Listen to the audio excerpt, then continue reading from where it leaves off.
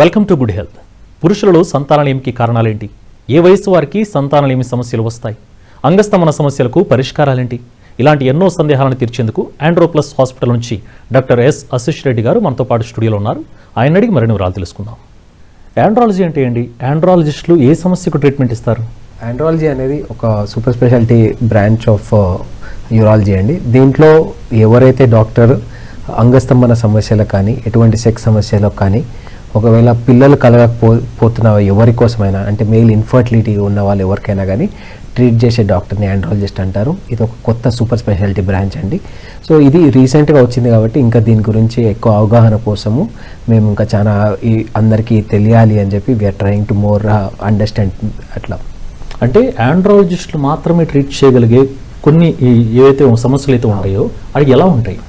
So andrologist మాత్రమే అంటే ఇప్పటివరకు అంతా కూడా ఇన్ఫర్టిలిటీ గురించి ఆలోచిస్తే ఎప్పుడు ఫీమేల్ సైడే ఇన్ఫర్టిలిటీ ఉంటుండే అని అనుకుంటుండే.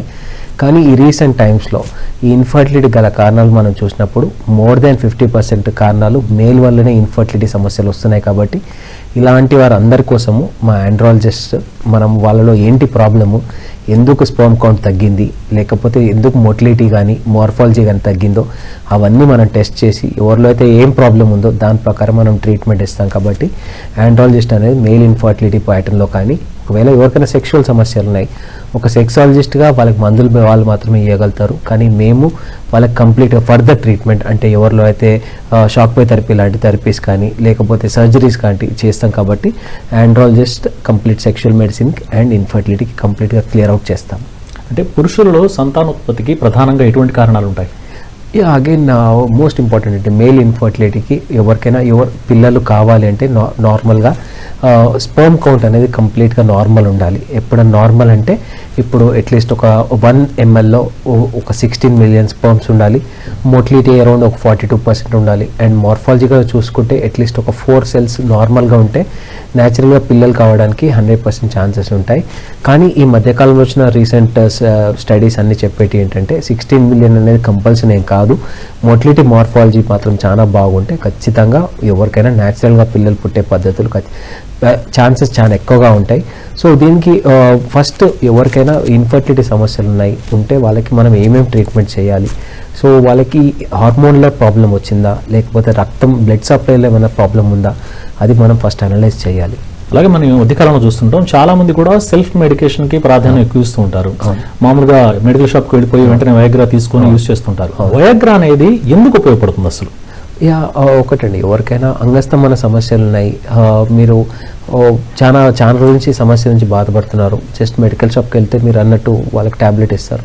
కానీ ఈ సిల్డెనాఫిల్ అంటాం, వయాగ్రా సిల్డెనాఫిల్ అంటాం.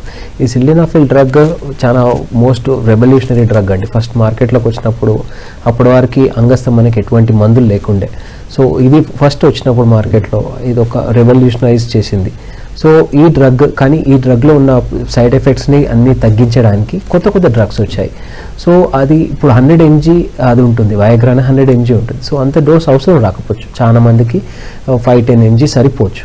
సో అలాంటి వాళ్ళందరూ ఫస్ట్ అలా తీసుకోవడం వల్ల వాళ్ళకి టెంపరీగా వస్తుంది, కానీ తర్వాత కొన్ని రోజుల తర్వాత మందు పనిచేయకపోవచ్చు. అలాంటి వాళ్ళందరికీ మనం ఒక్కసారి డీటెయిల్గా అనాలిసిస్ చేసి వాళ్ళకి ఎంత డ్రగ్ సరిపోతుందో మనం ఖచ్చితంగా దాన్ని ఫిక్స్ చేయొచ్చు. అలా ఫిక్స్ చేసినప్పుడు దాంతో వాళ్ళకి ఫ్యూచర్లో మళ్ళీ అంగస్తంభన సమస్యలు రాకపోవచ్చు. అంటే ఇలా వాళ్ళు సొంతంగా ఆలోచించిన నిర్ణయాలు తీసుకోవడం వల్ల నిజంగా ఆ ప్రాబ్లంకి ఎప్పుడైతే సొల్యూషన్ దొరకదు, అదే టెంపరీ సొల్యూషన్ ఒకవేళ దొరికినా టెంపరీ ఉంటుంది. అది మ్యాక్సిమం 1-2 months వాడిన తర్వాత ఆ డ్రగ్ వాళ్ళ బాడీ పనిచేయదు. సో అలాంటి రాంగ్ మెడికేషన్ తీసుకోవడం వల్ల వాళ్ళు ఒక టైప్ ఆఫ్ డిప్రెషన్లో పోతారు. నా దగ్గర చాలామంది పేషెంట్స్ వస్తుంటారు, సార్ చాలా ప్రాబ్లం అయిపోయింది, చాలాసార్లు నేను సూసైడ్ చేసుకుందాం అనుకుంటున్నా సార్ అని. నాకు రెగ్యులర్ అంటే నాకు వచ్చే 10 మందిలో ఒక 4 members ఈ మాట చెప్తాను నాకు, సార్ చాలా గొడవ అయిపోతుంది సార్ ఇంట్లో, అన్ని రకాలుగా నేను ట్రై చేస్తున్నాను, మందులు తీసుకున్నాను అయినా వస్తలేదు, ఎవరు ఇచ్చారు మందులు సార్, మెడికల్ షాప్ పోయినా తెచ్చుకున్నాను మందులు, అన్ని రకాల మందులు ప్రయత్నం చేసినాను సార్, ఇంట్లో రకరకాల గొడవలు అయిపోతున్నాయి సార్, అయినా అవ్వట్లేదు, ఏం చేయాలో అర్థం కాక నేను సూసైడ్ చేసుకుందాం అనుకుంటున్నాను. సో అట్లాంటి వాళ్ళందరికీ మీరు చెప్పేది ఒకటే, ఇదంతా వరి అవ్వాల్సినంత పెద్ద ప్రాబ్లం కాదు, ఇది క్యాన్సర్ లాంటి ప్రాబ్లం కాదు, దీనికి డెఫినెట్ ఆన్సర్ ఉంది. ఖచ్చితంగా ఖచ్చితంగా మీరు ఒక ఆండ్రాలజిస్ట్ని ప్రాపర్గా మీరు కన్సల్ట్ చేస్తే ఖచ్చితంగా దీనికి ఏదో ఒక సొల్యూషన్ మేము కనుక్కుంటాం. అన్నీ ఫెయిల్ అయినా కానీ సర్జరీ చేసి వీళ్ళకి 100% నార్మలైజ్ చేయొచ్చు. ఒక కాలర్ లైన్లో సిద్ధంగా ఉన్నారండి.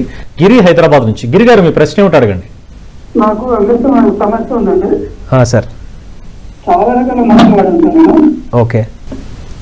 షాక్ థెరపీ చేసుకుంటే బాగుంటుందా లేదా సార్? యా సో గిరి గారు, ఇది చాలా ఈ మధ్య వచ్చిన కొత్త టెక్నాలజీ అండి ఇది. ఈ టెక్నాలజీలో ఎవరికైనా అంగస్తంభన సమస్యలు ఉన్నాయి, ఎవరికైతే ఆర్టీరియల్ ఇన్సఫిషియన్సీ ఉందో అలాంటి వారిలో మనకి షాక్ వేవ్ థెరపీ అనే ఒక థెరపీ చేసినప్పుడు వీళ్ళలో మనకి చాలా మంచి రిజల్ట్స్ కనిపిస్తున్నాయి. దీనివల్ల ఎటువంటి సైడ్ ఎఫెక్ట్స్ ఉండవు. మినిమం ఒక 12 సెషన్స్ మనకి అవసరం అవుతుంది. ఈ ఒక్కొక్క సెషన్ మ్యాక్సిమం 15 నిమిషాలే టైం తీసుకుంటుంది కాబట్టి ఇది వర్క్ మధ్యలో కూడా ఖచ్చితంగా చేసుకోవచ్చు. సో మేము చాలా మంది ఇప్పుడు నా దగ్గరకు వచ్చి చాలా మంది సాఫ్ట్వేర్ పీపుల్కి వాళ్ళ వర్క్ ల్యాప్టాప్స్ తెచ్చుకోమని చెప్తాం. వాళ్ళ ల్యాప్టాప్ తెచ్చుకొని వాళ్ళ వర్క్స్ వాళ్ళు చేసుకుంటుంటారు. సో అలా ప్రతి 15 మినిట్స్ గ్యాప్లో ఈ సెషన్స్ మేము చేస్తాం. సో ఇలా చేయడం వల్ల ఏదైతే బ్లడ్ సప్లై ఆగిపోయిందో అక్కడ నుంచి కొత్త బ్లడ్ వెజల్స్, వాస్కులర్ నియోజెనిసిస్ అంటాం, అంటే కొత్త బ్లడ్ వెజల్స్ క్రియేట్ అయ్యి వీళ్ళలో బ్లడ్ సప్లై నార్మలైజ్ అయ్యి అంగస్తంభన మళ్ళీ బెటర్ అవుతుంది. సో ఇది మోస్ట్ అడ్వాన్స్ మెషిన్ అండి, వరల్డ్లోనే one of the most advance machines. So ఈ షాక్ వేవ్ థెరపీ మన దగ్గర చేస్తాం మనం ఆండ్రో 9లో. సో ఇది చేయడం వల్ల వాళ్ళకి మంచి రిజల్ట్స్ కనిపిస్తున్నాయి. అలాగే చాలా మంది చూస్తుంటాం సాఫ్ట్వేర్ ఎంప్లాయీస్ లో పిల్లలు తక్కువగా ఉంటుంది, వాళ్ళకి ఇటువంటి సమస్యలను ఫేస్ చేస్తున్నారు. ఇలాంటిదంతా కూడా ఎక్కువ సాఫ్ట్వేర్ డిపార్ట్మెంట్ లోనే ఎక్కువ కనిపిస్తుందని ఒక రూమర్ అయితే ఉంది. నిజమంటారు? సో ఇలా టూ థింగ్స్ మనం ఆలోచించాలండి. ఒకటి వీళ్ళ అబ్నార్మల్ టైం ప్యాటర్న్స్. అంటే ఇప్పుడు చాలా వర్క్ కపుల్స్లో ఉంటాం, మా కపుల్సే వస్తుంటారు. సో ఈ కపుల్స్లలో ఒక వర్క్ టైమింగ్స్ 9 to 5 ఉంటే ఇంకో work timings night 8 to morning 2-3 అట్లా ఉంటాయి. సో ఇలా చేయడం వల్ల వీళ్ళు ఒక కాన్స్టెంట్ స్ట్రెస్లోకి వెళ్ళిపోతారు. దానివల్ల వాళ్ళ సెక్షువల్ లైఫ్ దెబ్బతింటుంది. అండ్ ఈ ఇర్రెగ్యులర్ స్లీప్ టైమింగ్స్ వల్ల లాస్ట్ మనం ఎన్నో ఎపిసోడ్స్లో మనం డిస్కస్ చేసినట్టు స్లీప్ ఈజ్ మోస్ట్ ఇంపార్టెంట్. ఒక ప్రాపర్ సెక్షువల్ లైఫ్కైనా కానీ ప్రాపర్ ఫర్టిలిటీకైనా at least 7 hours sleep is compulsory అండి. సో ఇలా ఉన్నప్పుడు మీ బాడీలో ఈ కార్టిసోల్ లెవెల్స్ నుంచి అన్ని హార్మోన్ లెవెల్స్ కంప్లీట్గా మేనేజ్ అవుతాయి. సో ఎవరైనా కపుల్స్ మీరు ఖచ్చితంగా పిల్లల కోసం ట్రై చేస్తున్నప్పుడు చాలా రకాల స్ట్రెస్ని తగ్గించుకునే థింగ్స్ మీరు ఖచ్చితంగా చేయాలి. ఎందుకంటే స్ట్రెస్ ఎక్కువగా ఉండడం వల్ల వీళ్ళకి చాలా రకాల టార్గెట్స్ ఉంటాయి, రకరకాల వర్క్ ప్రెషర్స్ చాలా ఉంటాయి. సో ఇవన్నీ వాళ్ళు తగ్గించుకుంటే డెఫినెట్లీ వాళ్ళలో ఫర్టిలిటీ ఇంప్రూవ్ అవుతుంది. అండ్ ఎక్కువ శాతం వీళ్ళలో మేము చూసే సమస్యలు అంగస్తంభన సమస్యలు కూడా చాలా ఎక్కువ చూస్తున్నాం. ఎందుకంటే ఇది కూడా మళ్ళీ అగైన్ ఈ స్ట్రెస్ ఫ్యాక్టర్స్ వల్లనే, ఎక్కువ స్ట్రెస్ ఉండడం వల్ల. అంటే బేసిక్లీ వీళ్ళలో ఎటువంటి ప్రాబ్లమ్స్ ఉండవు, ఇది ఓన్లీ స్ట్రెస్ రిలేటెడ్ ప్రాబ్లం వల్లనే ఈ ఇష్యూస్ కనిపిస్తుంటాయి. ఓకే. అలాగే మనం ఈ మధ్యకాలంలో చూస్తూ ఉంటాం, కరోనా తర్వాత చాలా మందిలో కూడా ఈ సంతాన సమస్యలతో ఇబ్బంది పడటం, మీరు అన్నట్లు అంగస్తంభన సమస్యలు, శీఘ్రస్ఖలన సమస్యలు ఇవన్నీ ఎక్కువైపోయాయి. ఎందువల్ల అంటారు ఇది? సో ఈ మధ్య చేసిన రీసెర్చ్లో ఇది తెలిసింది ఏంటంటే, ఒక్కసారి కోవిడ్ వైరస్ వచ్చిన వల్ల ఈ కరోనా వైరస్ వచ్చిన తర్వాత ఈ వైరస్ అనేది టెస్టిస్లో ఆల్మోస్ట్ 12 to 13 months ఉంటుంది టెస్టిస్ లోపట్లో. సో దానివల్ల వృషణాలలో దీనివల్ల ఏమవుతుందంటే స్పర్మ్ ప్రొడక్షన్ తగ్గిపోతుంది. ఇప్పుడు ప్రొడ్యూస్ అయిన స్పర్మ్లో కూడా చాలా డిఫెక్ట్స్ కనిపిస్తున్నాయి. ఇది వైరస్ వల్లనే అవుతుంది. సో అంగస్తంభంలో కూడా ఖచ్చితంగా సమస్యలు కనిపిస్తున్నాయి. అంగస్తంభన సమస్యలు ఎందుకు అంటే ఈ వైరస్ అనేది 9 నెలల నుంచి 10 నెలలు అంగంలో పట్టినే ఉంటుంది కాబట్టి ఈ అంగస్తంభన సమస్యలు కూడా కనిపిస్తున్నాయి. కానీ ఇదేంటంటే చాలా మందికి ఇంకా అపోహ ఉంది, ఒకవేళ మీరు అన్నట్టు 12 months 13 months ఉంటే దానివల్ల మా భార్య కన్నా వాళ్ళకు వచ్చే ప్రమాదం ఏమైనా ఉందా అని ఉంటారు. కానీ అలా అయితే ప్రూవెన్ థింగ్స్ ఏం లేవండి. సో ఒకవేళ మీకు కోవిడ్ వచ్చినా కానీ నార్మల్గా భార్యతో కలవచ్చు, దానివల్ల ఎటువంటి మీ వైరస్ వాళ్ళకు వచ్చే ప్రమాదం లేదు. కానీ ఈ వైరస్ అనేది లోపట్లో ఉంటుంది కాబట్టి దానివల్ల ప్రొడక్షన్ డెఫిసిట్ కనిపిస్తుంది. ఎవరైనా ప్రెగ్నెన్సీ ప్లాన్ చేస్తున్నప్పుడు ఒకసారి కోవిడ్ అయిపోయినా అట్లీస్ట్ ప్రాపర్ గ్యాప్ తీసుకుంటే మంచి రిజల్ట్స్ కనిపిస్తాయి. అలాగే ఏ వయసులో వారికి శీఘ్రస్ఖలన సమస్యలు ఎక్కువగా వస్తాయి? ఈ శీఘ్రస్ఖలన సమస్యలు అగైన్ యంగ్స్టర్స్లో చాలా కామన్గా చూస్తామండి. ఎందుకంటే వీళ్ళకి ఎక్కువ మందిలో ఈ స్ట్రెస్ వల్ల చాలా రకాల ఇష్యూస్ ఉంటాయి. వీళ్ళు ఒక రకమైన స్ట్రెస్లోకి వెళ్ళిపోతారు, మొదటిసారి సెక్స్ చేస్తున్నా అనే ఒక టెన్షన్లో ఉంటారు. సో ఇలా రకరకాల కారణాల వల్ల ప్రీమెచ్యూర్ ఎజాక్యులేషన్ చాలా కామన్ జరుగుతుంది. ప్రతి 100 మందిలో 70 మందిలో ఈ ప్రాబ్లం ఉంటుంది కాబట్టి ఇది పెద్ద వరి అవ్వాల్సిన ప్రాబ్లం లేదు. దీనికి చిన్న ట్రీట్మెంట్స్ తీసుకున్నప్పుడు ఖచ్చితంగా 3 నెలల నుంచి 6 నెలల్లో ఖచ్చితంగా రిజల్ట్ కనిపిస్తుంది. అదే కొద్దిగా ఓల్డ్ ఏజ్లో ఇట్లాంటి సమస్యలు కొత్తగా స్టార్ట్ అయితే మొదటిది ఒకటి డయాబెటీస్ వల్ల కూడా అవ్వచ్చు, ఆర్ థైరాయిడ్ ఇష్యూస్ వల్ల కూడా అవ్వచ్చు. సో ఎక్కువ శాతం ఇది ప్రీమేచ్యూర్ ఎజాక్యులేషన్ ఓల్డ్ పర్సన్స్లో మీకు అంగస్తంభనతోని ఈ ప్రాబ్లం ఎక్కువ అవుతుంది. కాబట్టి ఒకసారి అంగస్తంభన మనం సెటిల్ చేస్తే ఏంటంటే దానికి శీఘ్రస్ఖలనం కూడా సెటిల్ అయిపోతుంది. అలాగే కొంతమందిలో దీర్ఘస్ఖలనం అని ఉంటుంది, దీన్ని సమస్యగా పరిగణించవచ్చా? యా అండి, అంటే డిలేడ్ ఎజాక్యులేషన్ అనేది చాలా అంటే ఇట్ ఈస్ దేర్, కానీ చాలా తక్కువ ఇన్సిడెన్స్లోనే ఉంటుంది. ఇది డిలేడ్ ఎజాక్యులేషన్ వల్ల కూడా వీళ్ళలో సంతాన సమస్యలు ఖచ్చితంగా రావచ్చు. ఎందుకంటే సరిపోయేంత స్పర్మ్ రాకపోవడం వల్ల, లేకపోతే వీళ్ళకి రకరకాల ప్రాస్టేట్ ఇష్యూస్ వల్ల ఈ డిలేడ్ ఎజాక్యులేషన్ అవ్వచ్చు. లేకపోతే బ్లాడర్ ఎప్పుడైనా ఎవరికైనా స్ఖలనం అవ్వబోతుంది అంటే మన మూత్రం బ్లాడర్ అంటాం, ఈ బ్లాడర్ ఆటోమేటిక్గా సైజ్ ఎలివేట్ అవుతుంది. స్పర్మ్ వచ్చేది ఇలా అపోజిట్ డైరెక్షన్లో వెళ్ళిపోతుంది కాబట్టి బ్లాడర్ సైడ్లకు పోదు. సో ఇలా బ్లాడర్ కంప్లీట్గా ఎలివేట్ కానప్పుడు, లేకపోతే ప్రోస్టేట్లో ఏదైనా సమస్యలు ఉన్నప్పుడు ఈ డిలేడ్ ఎజాక్యులేషన్ రావచ్చు, లేకపోతే జీరో ఎజాక్యులేషన్ అవ్వచ్చు. కొంతమంది అనుకుంటూ ఉంటారు వృషణాలు చాలా లూజ్గా ఉన్నాయి, ఒకటి కిందకి ఒకటి బాగా పైకి ఉంది, దీనివల్ల పిల్లలు పుట్టట్లేదేమో అనుకుంటూ ఉంటారు. ఇది నిజమంటారా? యా, నార్మల్గా అందరూ సింపుల్ థింగ్, ఒకటి టెస్టిస్ పైకి ఒక టెస్టిస్ కిందికి ఉండడం నార్మల్. అన్లెస్ అంటే రెండుకి సైజ్ డిఫరెన్స్ చాలా ఎక్కువగా ఉంటే అప్పుడు మీకు వారికోసిల్ లాంటి ప్రాబ్లం ఉండడం వల్ల ఈ ప్రాబ్లం అయి ఉండొచ్చు. సో నార్మల్ ఒకటి పైకి ఒకటి కిందికి ఉంటే అబ్సల్యూట్లీ నార్మల్ అండి, దానివల్ల ఎటువంటి సమస్యలు లేవు, దాని గురించి మీరు భయపడాల్సిన అవసరం లేదు. మనం అందరు గుర్తుపెట్టుకోవాల్సింది ఏంటంటే పిల్లలు కావడానికి 1 హెల్దీ స్పర్మ్ మాత్రమే సరిపోతుంది, మీకు మిలియన్స్ ఆఫ్ స్పర్మ్స్ అవసరం లేదు. కాబట్టి ఈ సంతాన సమస్యకి దీనికి పెద్దగా మీరు ఆలోచించాల్సిన అవసరం లేదు. అలాగే ఈ స్పెర్మ్ అనేది సరిగా రిలీజ్ అవ్వకుండా వృషణాల్లోనే ఉండిపోతే దాన్ని బయటకు తీసుకొచ్చి పిల్లల్ని వాళ్ళు కనగలిగే సామర్థ్యం వాళ్ళకి వస్తుంది. అవును, దీన్ని ఇది ఎజోస్పర్మియా కేసెస్ అంటే జీరో స్పర్మ్ ఉంది. జీరో స్పర్మ్ ఉంటే మీరు ఎటువంటి భయపడాల్సిన అవసరం లేదండి. జీరో స్పర్మ్ కావడానికి గల కారణాలు 2 రకాలు ఉంటాయి.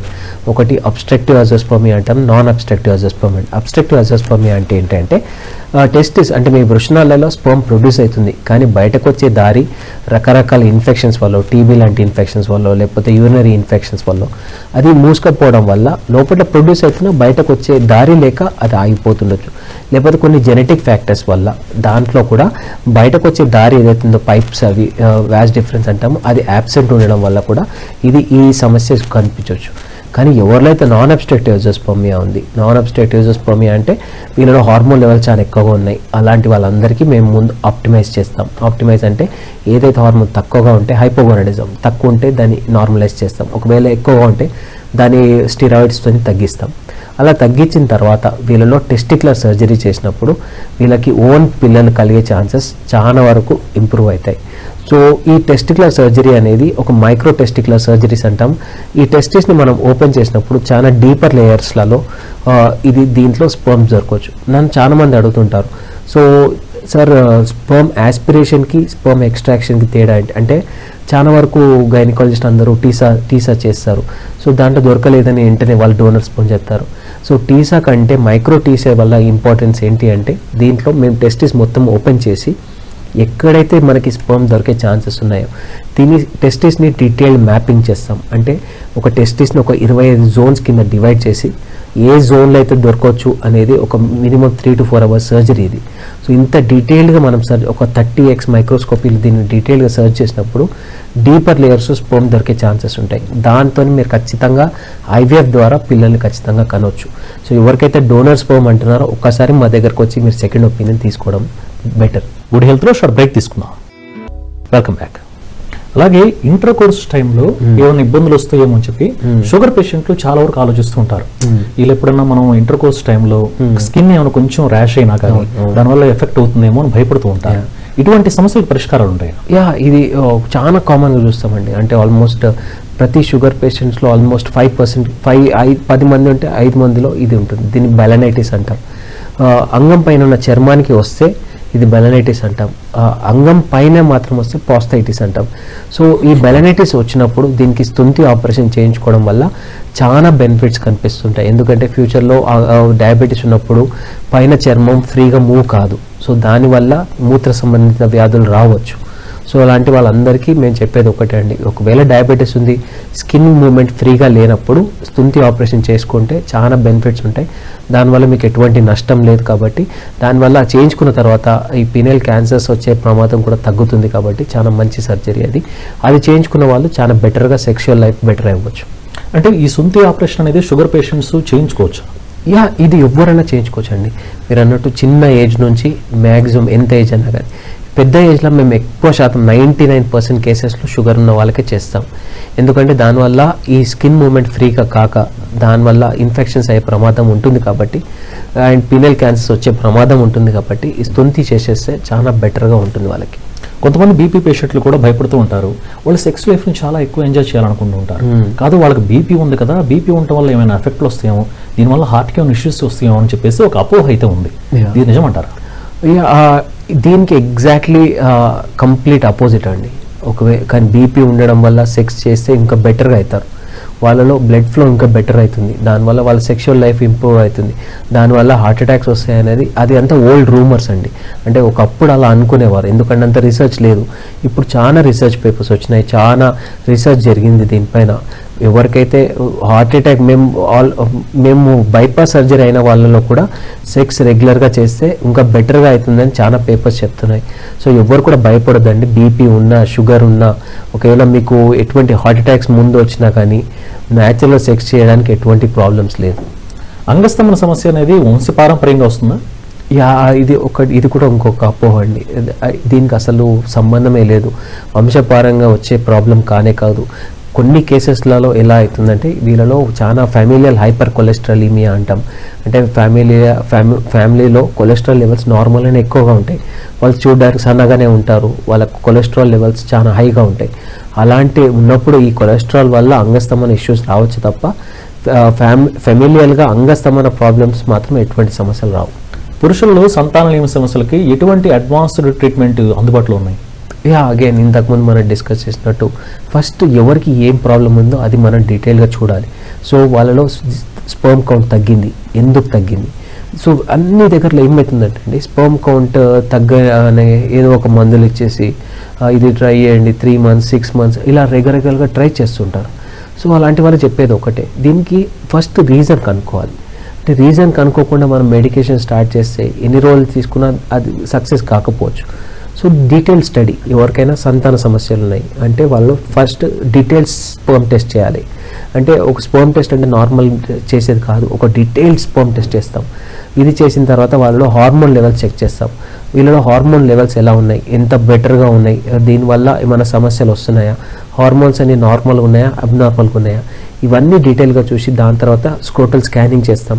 స్క్రోటల్ స్కానింగ్ చేసిన తర్వాత వృషణాలలో సైజ్ ఎలా ఉంది, మీ వృషణాలకి బ్లడ్ సప్లై ఎలా ఉంది, ఇలా రకరకాల మనం టెస్ట్ చేసిన తర్వాత వాళ్ళకి ఎగ్జాక్ట్ ప్రాబ్లం ఏందో తెలుస్తుంది. దానివల్ల మనం ట్రీట్మెంట్ ఇచ్చేస్తే ఆటోమేటిక్గా వీళ్ళలో నార్మల్గా పిల్లలు కనడానికి హై ఛాన్సెస్ ఉంటాయి. చాలామంది వయసు మీద పడిన వాళ్ళు 60+ కానీ 70+ కానీ వీళ్ళలో కూడా కొంతమందికి సెక్స్ని చాలా ఎంజాయ్ చేయాలన్న కోరిక ఎక్కువ ఉంటుంది. ఇలాంటి వాళ్ళకి పరిష్కారాలు ఎలా ఉంటాయి? ఒకటండి, సెక్స్ చేయడానికి వయసు లేదు, సెక్స్ ఎక్కువగా చేస్తే ఇంకెక్కువ ఏళ్ళు బతుకుతారు. ఇదే మాట మేము రెగ్యులర్గా చెప్తుంటాం. ఎవరికైనా సెక్స్ కావాలి అంటే ఇది దానికి లిమిటేషన్ లేదండి. నేను 95 years అయిన పైన కూడా ఆపరేషన్ చేశాను, దట్ డజంట్ మ్యాటర్. వాళ్ళు 95 ఏళ్ళ వయసులో ఆయనకు సెక్స్ చేయాలని కోరిక ఉంది, నేను ఆయనకి ఆపరేషన్ చేసి బాగా చేశాను. That is not important. ఏ వయసులో అయినా ఎటువంటి సమస్యలు ఉన్నా ఖచ్చితంగా దీని అంగస్తంభనే ఖచ్చితంగా ఒక ఆన్సర్ ఉంది మనకి. సో దానికి ఎలా ట్రీట్మెంట్ చేయాలో మేము చూసి డిసైడ్ చేస్తాం. సో ఏ ఏజ్ అయినా కానీ మీరు సెక్స్ చేయొచ్చు. ఇండియన్ సీనియర్స్లో 85 years వరకు ఎటువంటి ప్రాబ్లం లేకుండా మీరు సెక్స్ చేయొచ్చు. అలాగే పీనల్ ఇంప్లాంట్ సర్జరీ అంటే ఏంటి, ఇది ఎలా ఉంటుంది? ఇది మోస్ట్ రెవల్యూషనరీ సర్జరీ అండి. ఈ సర్జరీలో ఎవరికైతే కంప్లీట్ అంగస్తంభన లాస్ ఉంది, రకరకాల కేసెస్లో అంటే ఇప్పుడు యాక్సిడెంట్స్ అవ్వడం వల్ల, యాక్సిడెంట్ అయిన చాలా మందిలో స్పైనల్ కార్డ్ ఇంజరీస్ అవుతాయి. స్పైనల్ కార్డ్ ఇంజరీస్ వల్ల అంగస్తంభన రాకపోవచ్చు.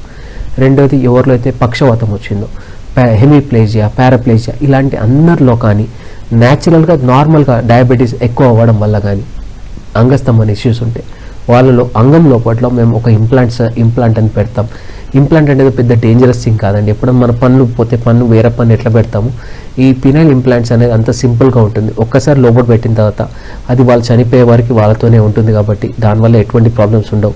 ఈ సర్జరీ చేసినది అనేది మీ వైఫ్కి కూడా తెలియకపోవచ్చు, ఎందుకంటే ఇది కంప్లీట్గా లోపట్లో ఉంటుంది అండ్ దీని డాక్టర్కి మీకు తప్ప ఇంకో పర్సన్ తెలిసే ఛాన్స్ లేదు.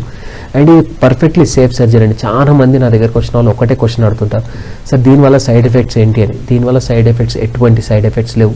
సర్జరీ చేసిన ఫస్ట్ 15 days ఇన్ఫెక్షన్ రాకుండా కాపాడుకుంటే అది నెక్స్ట్ వాళ్ళ బాడీలో నెక్స్ట్ 30 years వరకు ఎటువంటి ప్రాబ్లం లేకుండా పనిచేస్తుంది.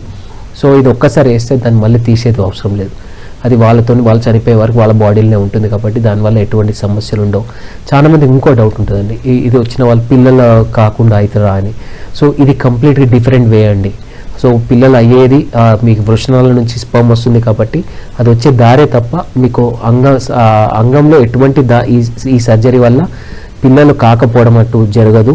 అండ్ మీకు స్ఖలనం జరిగిన తర్వాత మీ ఇంద్రియం బయటకు వచ్చిన తర్వాత మీకు అంగం సన్నగా అవ్వదు కాబట్టి ఎటువంటి సమస్యలు ఉండవు. వాళ్ళు ఎంతసేపు అన్నా సెక్స్ చేయడానికి ఎటువంటి సమస్యలు రాకపోవచ్చు. మీరు చెప్పిన ఈ పీనల్ ఇంప్లాంట్ సర్జరీ కోసం ముందుకు వచ్చిన వాళ్ళకి మామూలుగా వాళ్ళకి ఇదివరకు ఉన్నట్లుగా భావప్రాప్తి కానీ ఆ స్ఖలనం దీనికి సంబంధించిన సంతృప్తి అనేది అలాగే ఉంటుందా, ఏమైనా మార్పులు ఉంటాయా? డెఫినెట్లీ అలానే ఉంటాయి, దీంట్లో ఎటువంటి మార్పులు రావు. మేము ఈ సర్జరీలో మేము చేసేది ఒకటే, ఎవరికైతే అంగస్తంభన ఇష్యూ ఉంది దాన్ని కరెక్ట్ చేస్తున్నాం. మనకి తృప్తి అనేది బ్రెయిన్ నుంచి వస్తుంది. స్ఖలనం అనేది అదొక పాత్వే, దీన్ని సెక్షువల్ సైకిల్ అంటాం. ఈ సెక్షువల్ సైకిల్లో మనం ఎక్కడ టచ్ చేయట్లేదు. సో వాళ్ళకి నేను ఓన్లీ అంగం గట్టిపడడానికి ఇచ్చే ఒక సాధనం పెడుతున్నాను దాని లోపల తప్ప ఇది ఎటువంటి ప్రాబ్లము లేని సర్జరీ అండి. సో ఇది ఒక్కసారి లోపల వేసిన తర్వాత సెక్స్ చేయడానికి మీకు లైఫ్లో మళ్ళీ ఎటువంటి ప్రాబ్లం రాకపోవచ్చు. మీరు చెప్పిన ఈ అడ్వాన్స్డ్ ట్రీట్మెంట్స్ అన్ని ఏదైతే టెస్టెస్ కి సంబంధించిన ట్రీట్మెంట్ కానీ పీనల్ కి సంబంధించిన ట్రీట్మెంట్ కానీ ఇవన్నీ కూడా అడ్వాన్స్డ్ ట్రీట్మెంట్స్. దీంట్లో సక్సెస్ పర్సంటేజ్ ఎంత ఉంది అసలు? ఇప్పుడు ఒక్కొక్క సీనియర్స్ చెప్తాను. ఇప్పుడు టెస్టిక్యులర్ సర్జరీ అంటే ఒకవేళ అబ్స్ట్రక్టివ్స్ ఇంతకుముందు మనం ఇన్ఫెక్షన్స్ వల్ల కానీ లేకపోతే యాబ్సెన్స్ వల్ల కానీ అలాంటి కేసెస్లో సర్జరీ చేసిన తర్వాత స్పర్మ్ ఫైండింగ్ అనేది 100% ఉంటుందండి. అండ్ నాన్ అబ్స్ట్రక్టివ్ అజోస్పర్మియా ఉంటుంది. నాన్ అబ్స్ట్రక్టివ్ అజోస్పర్మియాలో రకరకాల కాసెస్ ఉంటాయి. సో కొన్నిసార్లు జెనెటిక్ ఫ్యాక్టర్స్ ఉంటుంది, కొన్నిసార్లు కంప్లీట్ టెస్టిక్యులర్ ఫెయిల్యూర్ ఉంటుంది. అలాంటి ఒక 5% కేసెస్ వదిలేసి 95% కేసెస్లో మనకి స్పర్మ్ దొరకడానికి చాలా ఎక్కువ ఛాన్సెస్ ఉంటాయి. మేము చెప్పేది ఎవరికైనా ఒకటే, ఒకవేళ మీకు 1% ఛాన్స్ ఉందని డాక్టర్ గారు చెప్పినా ఆ సర్జరీకి మీరు వెళ్ళొచ్చు. ఎందుకంటే 1% అయినా కానీ మీ ఓన్ చైల్డ్ మీకు పుడితే అది ఒక చాలా గ్రేట్ థింగ్ అండి. Having a biological child is more important ఎవరికైనా కానీ. సో అండ్ ఇంప్లాంట్స్ సర్జరీ వరకు అయితే దీంట్లో ఫెయిల్యూర్ ఎటువంటిది ఉండదండి. ఎవరికైనా ఇన్ఫెక్షన్స్ రాకుండా కాపాడుకుంటే చాలు, దీంట్లో ఎటువంటి ఫెయిల్యూర్స్ ఉండవు. అదే ఒక వ్యక్తి లైంగికంగా సంక్రమించే వ్యాధి అలాగే ఎస్టీడీ గురైనట్లు తెలిస్తే కనుక అతను ఏం చేయాలి?